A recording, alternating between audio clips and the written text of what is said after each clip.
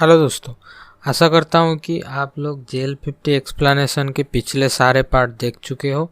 अगर नहीं देखा है तो JL50 का प्लेलिस्ट में दे रहा हूँ, आई बटन पे जाके देख सकते हो और मैं डिस्क्रिप्शन और कमेंट सेक्शन पे भी लिंक दे दूँगा। दोस्तों, वीडियो लास्ट तक देखिएगा क्योंकि टाइम ट्रैवल के वजह से आपके मन में बहुत सारे सवाल आने वाला है और लास्ट में इन सब का जवाब आपको मिल जाएगा। तो अभी चलते हैं एक्सप्लेनेशन की तरफ। प्रोफेसर दास और शांतनु वही पर्टिकुलर कोऑर्डिनेट पे जाने का फैसला करते हैं जहां वो वार्म होल था। तो वो कोऑर्डिनेट बीसी मित्रा के अलावा सिर्फ बिहू को पता था, इसीलिए वो दोनों जाते हैं बिहू के पास कोऑर्डिनेट का पता लगाने के लिए। पहले तो बिहू मना करती है, लेकिन बाद में वो मान जाती है, लेकिन उसका एक शर्त होता है। शर्त ये होता है कि प्लेन वो खुद उड़ाएगी। गौरव को जैसे तैसे करके एक प्लेन अरेंज करता है और ये तीनों प्लेन पे बैठकर निकल पड़ते हैं वो कोऑर्डिनेट के तरफ। कोऑर्डिनेट पे जाते ही वो एक बड़ा सा तूफान से सामना करते हैं और हम कुछ देर बाद देखते हैं कि ये तीनों किसी एरिया पे सक्सेसफुली लैंड हो चुके थे।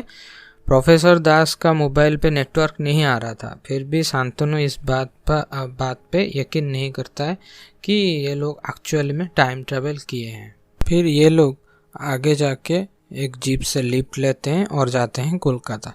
जीप वाले से पूछने पर वो बताता है कि ये तो 1984 है, तो एक्चुअली में ये लोग टाइम ट्रैवल कर लिए थे और शांतनु को अभी प्रोफेसर दास के ऊपर बातों के ऊपर थोड़ा बहुत भरोसा हो गया था। ये लोग टाइम ट्रैवल करके पहुंच गए थे 19 अगस्त 1984 में और JL50 उड़ने वाला था 20 अगस्त को। तो शांतनु के पास केवल 24 घंटा था बीसी मित्रा को रोकने के लिए। वैसे और एक बात बता दूं कि 19 अगस्त सुनते ही शांतनु थोड़ा परेशान लग रहा था और शाम होते ही वो एक अनाथ आश्रम जाता है। वहाँ की एक लेडी से पूछता है कि क्या उनके पास आज कोई बच्चा छोड़ के गया था। जवाब में लेडी मना करती है। इस कन्वर्सेशन के बाद एक गाड़ी आता है और उसमें से एक आदमी निकल के एक बच्चे को इसी अनाथ आश्रम में छोड़ के चला जाता है। गौर करने वाला ये बात है कि शांतनु का बचपन इसी अनाथ आश्रम में गुजरा था। जो अभी बच्चा रख के गया है वो शांतनु का परिवार में से कोई हो सकता है।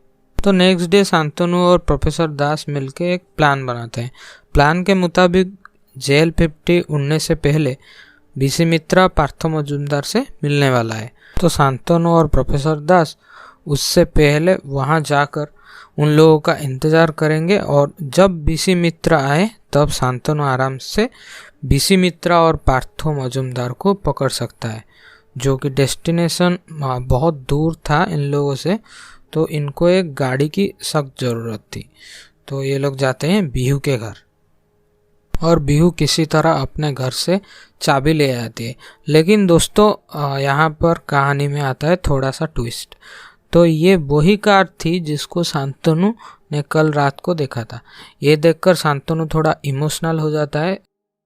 हम लोगों को यहाँ पर अंदाज़ा हो जाता है कि वो बच्चा जिसको वो आदमी कल रात को आश्रम में छोड़ा था वो और कोई नहीं बल्कि शांतनु है। दरअसल जब बिहू को एक बच्चा हुआ था तब उनके माता पिता ने बच्चे को मरा हुआ बता करके उसे आश्रम ले गए थे। बिहू को इतना सब मालूम ही नहीं था क्योंकि ये 1984 था और बिहू मैरिड भी नहीं थी। तो बदनामी के डर से बिहू के माता पिता ऐसा कदम उठाए। ये लोग कार लेकर वहाँ से चले जाते हैं और बीसी मित्रा का इंतज़ार करते हैं जहाँ वो आने वाला था। तभी शांतनु बिहू से एक सवाल पूछता है कि जो बच्चा बिहू का मरा हुआ पैदा हुआ था तो उसको बिहू ने क्या अपनी आंखों से देखा था। तो ये सवाल सुनकर बिहू थोड़ा परेशान हो जाती है क्योंकि बिहू ने कभी अपने बच्चे को देखा ही नहीं था। दोस्तों, इस कन्वर्सेशन को याद रखिए क्योंकि पर्टिकुलर इसी कन्वर्सेशन के लिए एक बड़ा सा ट्विस्ट होने वाला है। तो अभी बीसी मित्रा वहाँ पर आ चुका था। शांतनु उसको पकड़ने के लिए वेयर हाउस के अंदर जाता है। तभी शांतनु को इनके गैंग मेंबर से एक आदमी देख लेता है। शांतनु और वो गुंडे लोगों के बीच फायरिंग स्टार्ट हो जाता है। शांतनु किसी तरह सभी गैंग मेंबर्स को मार देता है। शांतनु को मारने के लिए पीछे से बीसी मित्रा एक गोली चलाता है, लेकिन शांतनु किसी तरह बच जाता है। लेकिन बीसी मित्रा को पीछे से प्रोफेसर दास ही गोली मार देता है। उसके बाद शांतनु बीसी मित्रा के पास जो टाइम ट्रैवल वाला फॉर्मूला था उसको हमेशा के लिए जलाने के वास्ते माचिस निकलता है। ये देखकर प्रोफेसर दास उसको पहले तो शांति से समझाते हैं, लेकिन जब शांतनु उनका बात नहीं मानता तो वो शांतनु पे गोली चला देता है। हालांकि गोली शांतनु के शोल्डर पे लगता है। और यहाँ आता है और एक ट्विस्ट। आपको याद होगा बीसी मित्रा ने हॉस्पिटल से भागकर प्रोफेसर दास के घर गए थे, लेकिन वहाँ पर प्रोफेसर दास ने बीसी मित्रा को वहीं पर मार दिया और प्लान किया कि कैसे वो खुद शांतनु को बेवकूफ़ बना करके उसके साथ ही टाइम ट्रैवल करके बीसी मित्रा का टाइम ट्रैवल वाला फॉर्मूला चोरी कर सकता है। और ये फार्मूला वो यंग दास जो कि उस टाइम पे 22 साल का था, तो उससे वही टाइम ट्रैवल वाला फार्मूला दे करके उनका फ्यूचर ही चेंज कर सकता है।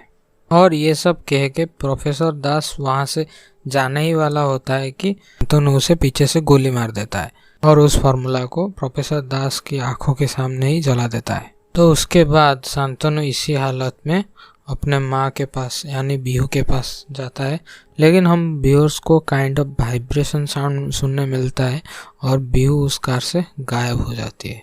तभी सीन शिफ्ट होके शांतनु को दिखाता है जो कि AO-26 प्लेन में था। जी हाँ, वही प्लेन जिसके मिसिंग रिपोर्ट से ये सब स्टार्ट हुआ था। तो वहाँ पर हमें शांतनु की बीवी देखने मिलता है जिसकी शक्ल चेंज हो गई थी और उन लोगों की बातों से ऐसा लग रहा था कि उनका मैरिड लाइफ बहुत अच्छा है। जाकर हम गौरंगो को भी देखते हैं जो कि शांतनु को पहचानता भी नहीं था। लास्ट सीन में हमें बिहू देखने को मिलती है जिनकी उम्र 60-70 साल होगा और वो शांतनु के साथ ही रहती थी। कहानी यहीं पर ख़त्म हो जाता है। आई नो कि आप सबके मन में एंडिंग देखकर थोड़ा क्वेश्चन या डाउट्स रह गया होगा, तो इनका आंसर मैं देने का कोशिश करता हूँ। तो गौरंगो शांतनु को पहचानता क्यों नहीं था और शांतनु की बीवी कैसे चेंज हो गई, और भी बहुत सारे डाउट्स होंगे। तो स्टार्ट करते हैं। तो हम सब जानते हैं कि बिहू शांतनु की माँ है। कैसे, ये मैं ऑलरेडी एक्सप्लेन कर चुका हूँ।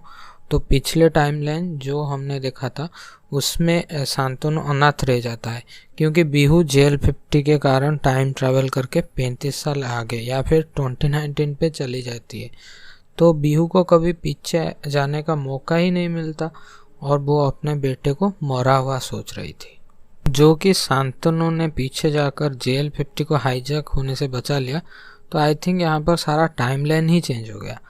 उस टाइम की बिहू को बाद में छोटा शांतनु के बारे में पता चला होगा और वो अनाथ आश्रम जाके अपने बेटे को गोद ले ली होगी। पिछले टाइमलाइन में हमें देखा था कि शांतनु की मैरिड लाइफ सही नहीं था और वो एक अनाथ था। आई थिंक इस टाइमलाइन पे शांतनु के लिए सब अच्छा हो जाता है, उसको एक हैप्पी फैमिली मिल जाता है। तो सीरीज़ ये दिखाना चाहता है कि पास्ट में एक गलती से आपका मतलब क्या कुछ हो जाता है और अगर वो गलती आप सही कर देते हो तो आपका फ्यूचर ही कुछ अलग हो सकता है। तो यहीं पर लास्ट एपिसोड ख़त्म होता है। अगर मेरा एक्सप्लेनेशन आपको पसंद आ गया तो प्लीज़ आप लाइक करके जाइए और कुछ सुझाव हो तो कमेंट कर लेना, और जाते जाते अगर बहुत अच्छा लगे तो प्लीज़ शेयर कर देना और चैनल को सब्सक्राइब कर लेना। मिलते हैं नेक्स्ट वीडियो में। Thanks for watching.